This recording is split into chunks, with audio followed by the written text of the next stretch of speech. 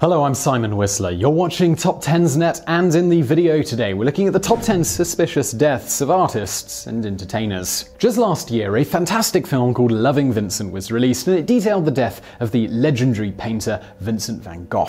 The experimental film raised doubts as to whether his death was actually a suicide, as is widely reported. This got us thinking, how many other artists have died under suspicious circumstances? Well, the answer is actually pretty surprising, and in the video today we're looking at 10 artists and entertainers who died under suspicious circumstances. Number 10. Vincent van Gogh. While Van Gogh has come to be known as the ultimate tortured artist, taking his own life to escape the world, his death may not have been by his own hand. It is true that Van Gogh was troubled, notably cutting off his own ear after a confrontation with a friend. He suffered from depression and spent time in psychiatric hospitals before settling near Paris, where he came under the care of Dr. Paul Gachet. Many have suggested that Van Gogh took his own life because of his brother's suggestion that he may not be able to support him financially as he had done in the past. During his life, Van Gogh only sold one painting and was being funded solely because of his brother's belief and affinity for his work. However, what most don't take into account is the manner in which Van Gogh died. He supposedly shot himself in the stomach, which is a pretty odd thing for someone trying to take their own life. Van Gogh then walked nearly 2 miles back to his room and died 30 hours later. Forensics expert Dr. Vincent de Matteo has stated on record that it would be highly unlikely that Van Gogh shot himself. He was interviewed by biographers Stephen Neiffer and Gregory White Smith, who in their book argue that the artist had been most likely shot by accident by a couple of boys. On his deathbed, Van Gogh stated that only he should be blamed for his death and no one else, leading the authors to believe that he had decided to protect them by accepting the blame. If true, his decision to take responsibility and free the young boys of a lifetime of imprisonment is even more profound than a tortured artist who can't live in this world. Number 9. Kurt Cobain. Arguably one of the biggest rock stars of all time, Kurt Cobain also met with a suspicious end. Like many artists, Cobain was a kind and caring individual, but he had difficulties with drugs and other demons. Before he was found dead in his Seattle home, Cobain had checked himself out of a drug rehabilitation clinic and was reported as suicidal by his wife, Courtney Love. On April 4, 1994, police found Cobain dead, and forensic analysis determined that he had killed himself. A shotgun lay across his body, he had a head wound, and a suicide note was found. Many believe that this was a clear case of suicide, but private investigator Tom Grant found otherwise. Despite being hired by Cobain's widow, Grant would put forward a conspiracy of foul play that implicated Love. Grant believed that the suicide note left by Cobain did not suggest suicide, but his intention of leaving Love and the music industry. He believed that the last section of the note was the only indication of suicide, and it was likely forged. Further, Grant states that the amount of heroin in Cobain's system makes it nearly impossible for him to have the capacity to kill himself. As Grant's theories gained more attention, journalists and filmmakers began to study Cobain's death. In his own investigation, filmmaker Nick Broomfield interviewed the Mentors band's leader Eldon El Duce Hoke, who claimed that Love had offered him $50,000 to kill Cobain. He would also go on to say that he didn't do it, but he knew the man who did. Coincidentally, it was the last interview Hoke would ever give. He died days later when he was struck by a train in the middle of the night. Number 8. Biggie and Tupac. There's been so much written about the death of these two music icons that it's hard to cover new ground. What can't be overstated is the tremendous loss that they were to the hip-hop community and music in general. The killers of Biggie and Tupac were never arrested or charged, but new revelations by LAPD officer Greg Cadding seemed to put the story to rest. According to Cadding, as a result of the growing tensions between the two factions, East Coast and West Coast essentially, Sean Puffy Combs offered a bounty on Tupac and Suge Knight. The jumping/altercation in the Vegas hotel lobby was enough to prompt gang members Orlando Henderson and Keffe D to try to collect on the reward. Keffe D would later admit to being in the car while the shootings took place, identifying his nephew, Orlando Henderson, as the shooter. The death of Biggie Smalls was retaliation for the murder of Tupac. According to Cadding, circumstantial evidence, including money transfers, the shooter's car, and statements by those working at Death Row Records, points to Wardell Faust as the killer of Biggie Smalls. The only silver lining in this tragic tale is that Suge Knight is currently in jail, serving time for murder in a hit-and-run case. Number 7. Jim Morrison. Probably one of the most eyebrow-raising cases on our list is the death of the Doors frontman Jim Morrison. What's so startling about his demise is that how little is known about it. It happens almost in a flash. Like Cobain, Morrison was in a dark place before his death. His voice was going as a result of all of his drinking, and he was struggling to write lyrics. Morris decided to go to Paris to escape it all with his girlfriend, Pamela Courson. To this day, the exact timetable leading to his death is unknown. The commonly held notion is that Morrison and Courson went to a theater and then returned home to watch Super 8 films. Courson claims to have gone to bed, leaving Morrison to stay up and listen to old records. After a while, Morrison complained of being sick, and Courson suggested that they call a doctor. Instead, he drew a bath. The last thing Courson remembers hearing are his calls, "Are you there, Pam? Pam, are you there?" At 6 a.m., she woke up and found him in the tub, submerged in water. He was dead. For some reason, Courson told the coroners that he had no immediate family, which was a lie. She also purchased the cheapest casket available, about $75, and within 72 hours, a doctor had visited and a death certificate was signed. The questions we all probably have now were put perfectly by Doors keyboardist Ray Manzarek, who asked, "How do you even know Jim was in the coffin? How do you know it wasn't 150 pounds of fucking sand?" Number 6. Johnny Thunders.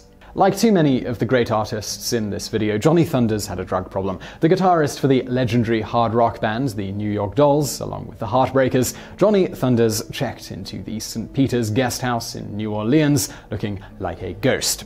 According to the desk clerk on that night of April 22nd, 1991, Thunders was sweating and looked like a geisha girl when he entered the hotel. The next day, Thunders was found dead, and methadone and cocaine were uncovered in the room. However, according to Thunders' manager, the autopsy showed no traces of methadone in his system. In addition, the manager also claimed that the room appeared wrecked, as if a violent altercation had taken place. There are numerous theories on Thunders' death. Some believe that drug dealers had killed Thunders after he had scored some LSD from them at a neighboring club. Others believe that it was actually an overdose on another substance. Thunders' sister dispelled some of these theories, claiming that his autopsy showed that he was in an advanced stage of leukemia. But we will still never know if it's that which killed him. Number 5. Paul Williams.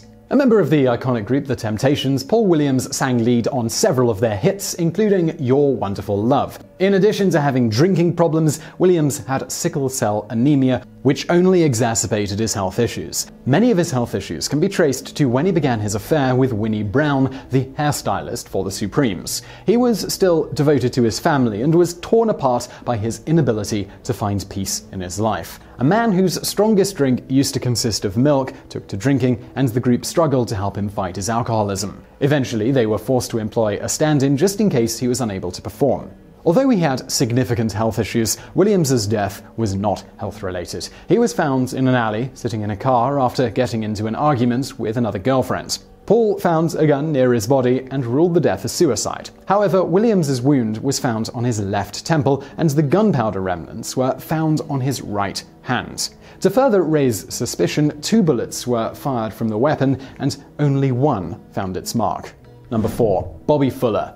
At the height of the counterculture movement, Bobby Fuller knew he had a hit. He recorded I Fought the Law, and just months after the song became a hit, he was found dead. His body was doused in gasoline, and bruises were found up and down his body. Despite all of this, his death was considered a suicide. Police later amended their cause of death and ruled it accidental. Nobody knew what to make of this. Some suspected the mafia, others suspected the Manson family, and of course, some pointed their fingers at the police. So what, or more specifically, who caused Fuller's death? Well, unfortunately, we'll almost certainly never know. Number 3. Brian Jones. Some might not know this, but Brian Jones was actually the founding member of the Rolling Stones. He played everything from guitar to harmonica to piano and even the marimba. Jones was behind some of the most daring decisions that the group made, including the marimba on Under My Thumb. Despite his tremendous impact, he was pushed out of the group, and only a month later, he was found dead. Jones's death was declared an accident, labeled as death by misadventure. He was found dead in his pool, and the coroner suggested that both alcohol and drugs were in his system. Despite the police report, UK journalist Scott Jones contended that Jones was actually murdered by Frank Thorogood, the last man to see him alive. The Sussex police reviewed Jones's claims, but decided not to reopen the case. According to reports, Thorogood admitted to the murder of the Rolling Stones driver Tom Keelock, but later denied it. Brian Jones was only 27 years old. Number 2. Cornell Gunter. The lead tenor of the Coasters, the group that brought us hits such as Yakety Yak and Charlie Brown, was shot dead in his car in Vegas. He had been performing with the Coasters since 1957, but left the group a few years later. Gunter was beginning to regain some of his fame performing in Las Vegas with his new group, Cornell Gunter and the Coasters. It was at this time that he was murdered. The year was 1990. The 1987 inductee to the Rock and Roll Hall of Fame was allegedly heard getting into an argument with a man at an intersection. Police found Gunter slumped over his car with 2 gunshot wounds in his chest. No charges were ever filed, and the case remains unsolved. As a tribute to the singer, the group still performs under the name The Original Cornell Gunter's Coasters, Inc. Number 1. Thomas Ince. Thomas Ince wasn't a musician or a guitarist, but no one would argue that he wasn't an artist. A struggling actor who transformed himself into a film producer, he revolutionized the film industry by inventing the shooting script, along with creating the first movie studio, Inceville.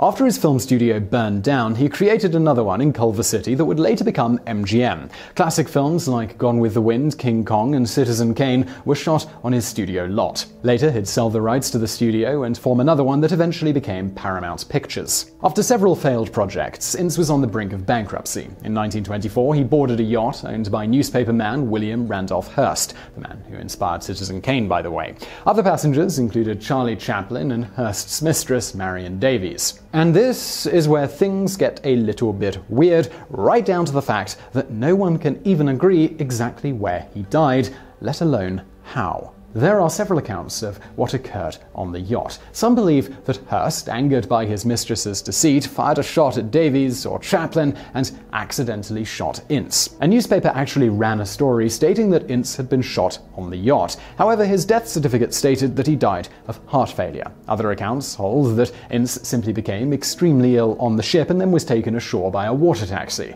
And yet, witnesses claim to have seen Ince bleeding from a bullet wound to the head as he left the yacht. His wife was quickly ushered to Europe after Ince was cremated, and rumors continued to swirl that Hearst paid off Ince's wife to keep her quiet. It seems that we will never know the truth about the death of this film legend.